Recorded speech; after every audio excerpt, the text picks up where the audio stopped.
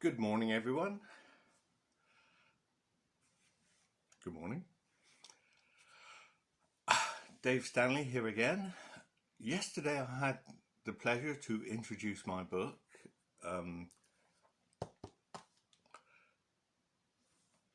Olympic Fever. It's a bilingual fairy tale for children of all ages. Yes, especially those learning French. Yes, that's a quick plug for my book. Okay, now yesterday I talked about the Constable, the Peace Constable training, the common law Peace Constable training that took place on the 28th of July in Waterlooville, Hampshire. And this morning I'd like to take the liberty of reading a few notes from the training manual, or the training notes if you like. Okay, so just the beginning. Okay, CLC, that's Common Law Court Peace Constable Training Notes. Peace constables need to be completely apart from the statutory system, but if we adopt similar principles of safety and care that they have developed over the years, it will both save us a lot of reinventing the wheel, as well as avoid criticism from the statutory brigade as much as possible. The subjects being covered are divided into two categories. Number one, those topics we need to train and make sure peace constables become proficient in. And number two, those topics that peace constables don't necessarily need to know verbatim, but just need to be made aware of, e.g. safe custody, etc. Although they will not be custody officers, they may well make an arrest. Yes, or even be arrested or be called upon to help someone arrested. In those circumstances, it will be very useful to have some knowledge of the custody procedures. Now, there is a lot of information covered in this course, but this is just the basic stuff we can draw from. You don't need to know it all now, so don't panic.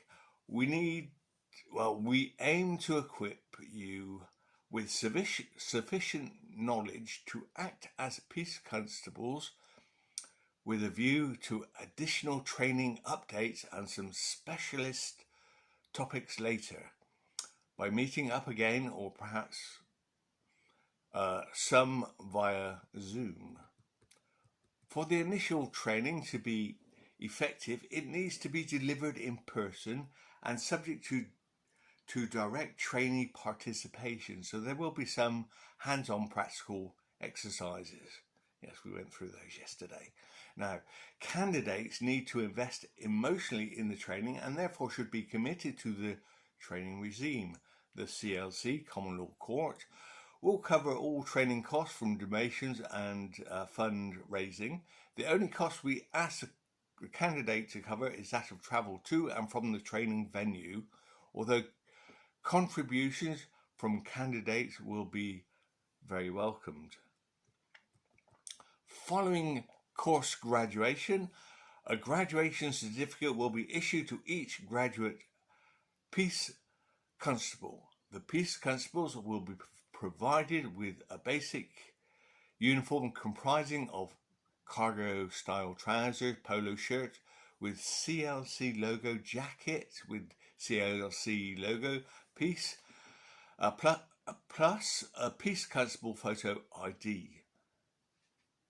Uniform items subject to available, all sizes ordered and arriving daily. Now, down to the training. Day one, role of the peace constable. In medieval law, a constable was a high functionary under the French and English kings. The importance and dignity of this position was second only to that of the monarch. The constable led the royal armies and was cognizant of all military matters, exercising both civil and military jurisdiction. It was also his duty to conserve the peace of the nation.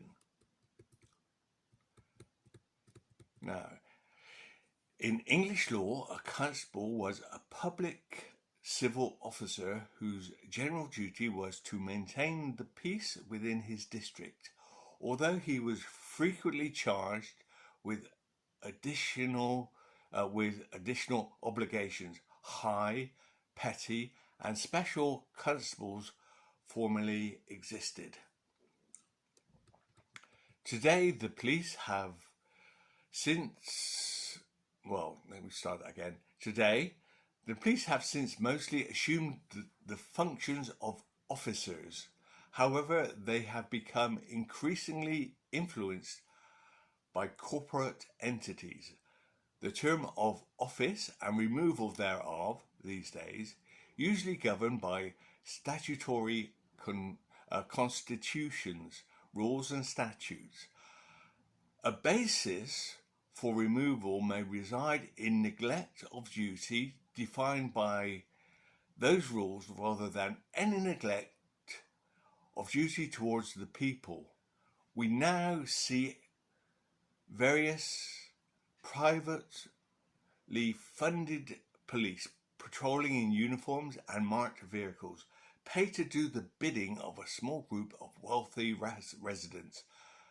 As such, they are acting as paid employees of the few, in total contrast to their original function as a protector of the people. Modern policing by officers has resulted in government and even private directives diverting the focus of a constable service to the people in favour of serving the few with inequitable control. A true constable has the status of peace officer, an individual designated by the people to maintain the peace and arrest individuals guilty or suspected of crime. The constable must yield to superior authority of a sheriff and the common law court. Now, it goes on and on and on. So that's just a taster. I took the liberty to let people know what's going on, okay? And there will be more news at a later date. So bye for now.